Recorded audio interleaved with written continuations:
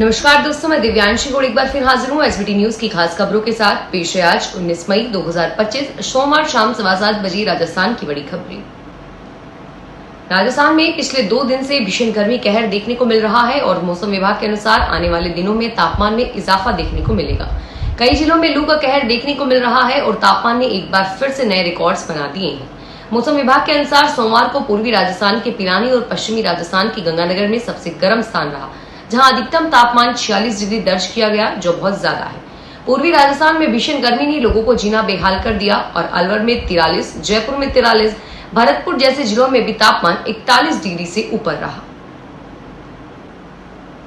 राजस्थान के सीएम भजनलाल शर्मा आज जन सुनवाई के कार्यालय में आमजन की परेशानियां सुनी। इस कार्यक्रम का आयोजन सीएमआर में हुआ था। इसके साथ ही सीएम ने परिवेदनाओं और अधिकारियों को त्वरित निस्तारण के निर्देश दिए। प्रधानमंत्री नरेंद्र मोदी के 22 मई के दौरे को लेकर उच्च स्तरीय बैठक, मुख्यमंत्री ने पीएम दौरे की तैयारी को लेकर समीक्षा की। मुख्यमंत्री भजनलाल शर्मा ने सीएम निवास पर वरिष्ठ अधिकारियों के साथ उच्च स्तरीय बैठक ली और इस दौरान उन्होंने यात्रा के सभी सूक्ष्म पहलुओं पर अधिकारियों के साथ विस्तृत चर्चा करके आवश्यक दिशा निर्देश भी दिए। राजस्थान में देवस्थान विभाग की वर्ष 2025-26 की वरिष्ठ नागरिक तीर्थ यात्रा योजना के लिए तैयारियां शुरू हो चुकी हैं और इसके लिए अगले महीने से आवेदन प्रक्रिया शुरू होगी। इसके साथ ही विभाग की ओर से आवेदन के पोर्टल को अपलोड किया जाएगा। सूत्रों के मुताबिक यात्रियों की संख्या बढ़ने के कारण इस बार वरिष्ठ नागरिक तीर्थ यात्रा योजना की शुरुआत जुलाई से पहले होगी। यात्रा की शुरुआत जल्दी होने से वित्तीय वर्ष के आखिर तक तय लक्ष्य को पूरा किया जाना आसान होगा। राजस्थान की एकमात्र आवासीय साइकिल एकेडमी बीकानेर को अब जल्द ही स्वयं का भवन मिलने की उम्मीद है। अब करीब 6 साल से किराए के भवन में संचालित हो रही है और इस वजह से कुछ समय एकेडमी का संचालन बंद रहा। कोरोना काल में भी किराए के भवन को खाली करना पड़ा था। जिला क्रीड़ा परिषद को एकेडमी के अनुरूप किराए का भवन नहीं मिलने से साइकिल एकेडमी सुचारू रूप से नहीं चल रही। अब एकेडमी के भवन निर्माण की स्वीकृति मिली है। राजस्थान राज्य सड़क विकास व निर्माण विभाग को सरकार ने एकेडमी के भवन निर्माण की जिम्मेदारी दी है। हालांकि जगह को लेकर कई दिन से जिला प्रशासन के स्तर पर विचार चल रहा है। राजस्थान के विद्युत निगमों ने रेगुलेटरी एसेट्स के नाम पर बिजली दरें बढ़ाने की सिफारिश की है। विद्युत निगम की ओर से पिछले दिनों दी याचिका पर नियामक आयोग में प्रदेश भर से आपत्तियां दर्ज हुई है और अब आगामी दिनों में सुनवाई पर ही स्थिति स्पष्ट हो पाएगी। राजस्थान विद्युत नियामक आयोग में प्रदेश के विद्युत निगमों की ओर से विद्युत दरें बढ़ाने की याचिका पर विशेषज्ञों से सुझाव मांगे गए थे, जिसमें से विशेषज्ञों से राय मांगी तो प्रदेश भर से आपत्तियां दर्ज हो गई। उदयपुर से भी विशेषज्ञों ने नियामक आयोग में जवाब पेश किए, जिसमें निगम की पोल खुल गई है। हिमाचल प्रदेश के चंबा में आज सोमवार को भूकंप के झटके महसूस किए गए। राष्ट्रीय भूकंप विज्ञान केंद्र के अनुसार सोमवार को हिमाचल के चंबा में 3.3 का भूकंप आया। भूकंप का झटका सुबह 11 बजे के रेडियस पे सुनाई दिया। भूकंप के झटके महसूस करते ही लोग अपने घरों से बाहर निकल गए। भारतीय सेना के अधिकारी कर्नल सोफिया कुरैशी पर विवादित बयान देने वाले मध्य प्रदेश के मंत्री कुंवर विजय शाह की माफी सुप्रीम कोर्ट ने नामंजूर कर दी है। इसके साथ ही मामले की जांच के लिए इन्वेस्टिगेशन टीम का गठन किया गया है और 3 आईपीएस अधिकारी इसमें होंगे। इनमें से एक अधिकारी महिला होगी और वह एमपी से बाहर की होगी। सुनवाई के दौरान शाह के वकील ने कहा कि उनके क्लाइंट ने माफी मांग ली है। इस पर कोर्ट ने कहा कि कभी कभी माफी बचने के लिए मांगी जाती है तो कभी कभी मगरमच्छ के आंसू जैसी होती है। आपका क्या मतलब है? जिस तरह के भद्दे कमेंट उन्होंने किए हैं वह वे बिना सोचे समझे अब आप उसके लिए माफी मांग रही हैं।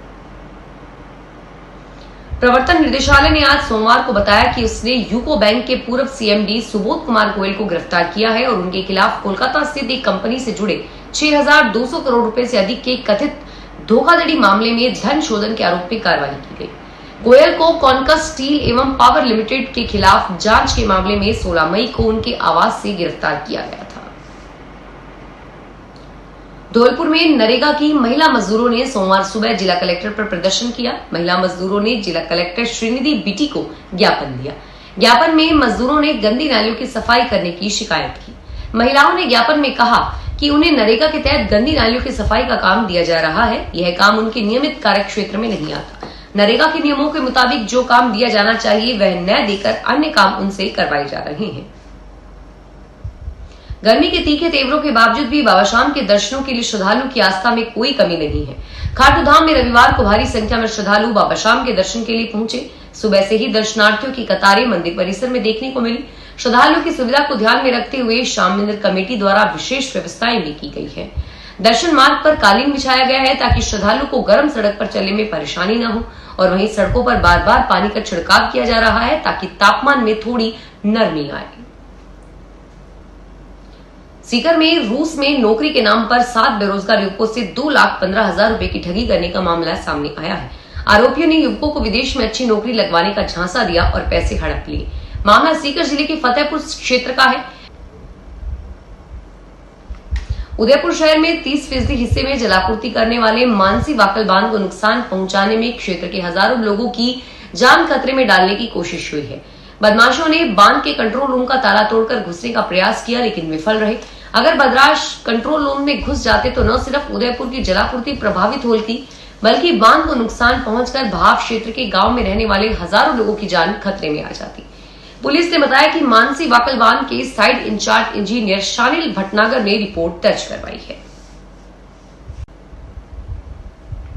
राजस्थान के जालोर से गुजर रहे नेशनल हाईवे 325 के बाईपास प्रोजेक्ट में सामतीपुरा रोड के पास रेलवे क्रॉसिंग के पास रेलवे ब्रिज पर 385 टन गर्डर से बनेगा। इसके लिए कुल 10 गर्डर कार्यस्थल पर पहुंच चुके हैं। 45 मीटर लंबे गर्डर हाइड्रो की सहायता से लगाए जाने हैं और इसके लिए विशेष स्ट्रक्चर का निर्माण किया जा रहा है। पटरियों को क्रॉस करते हुए स्लाइडिंग स्ट्रक्चर से इस गर्डर को पटरियों पर आकर धकेला जाएगा और इसके लिए क्रिप का निर्माण किया जा रहा है। क्रिप का कार्य अंतिम चरण में चल रहा है। कोटा शहर में वाहनों की प्रदूषण जांच के नाम पर बड़ा मजाक हो रहा है। जिन वाहनों की खुद की हालत खस्ता है, वे दूसरों की गाड़ियों को प्रदूषण नियंत्रण का प्रमाण बांट रहे हैं। ऐसे वाहन न केवल नियमों की धज्जियां उड़ा रहे हैं, बल्कि शहर वासियों की सुरक्षा को भी खतरे में डाल रहे हैं। हैरानी की बात है कि इन वाहनों की फिटनेस और अन्य अनिवार्य प्रक्रियाएं महीनों से खत्म हो चुकी है। बावजूद इसके न तो आरटीओ की ओर से कार्रवाई की जा रही है और न ही ट्रैफिक विभाग की ओर से। झालावाड़ के श्री राजेंद्र सार्वजनिक चिकित्सालय के इमरजेंसी वार्ड के ऊपर बने हुए फैब्रिकेटेड आईसीयू में अचानक शॉर्ट सर्किट के चलते आग लग गई। चंद ही मिनट में देखते ही देखते आग ने भीषण रूप ले लिया, जिसके चलते पूरे अस्पताल में अफरा तफरी मच गई। कोई अनहोनी न हो, इसके लिए फैब्रिकेटेड आईसीयू में भर्ती 50 मरीजों को तुरंत वार्ड से बाहर निकाला गया। फिलहाल इस बुलेटिन में इतना ही और फिर हाजिर होंगे तमाम बड़ी खबरों के साथ। धन्यवाद।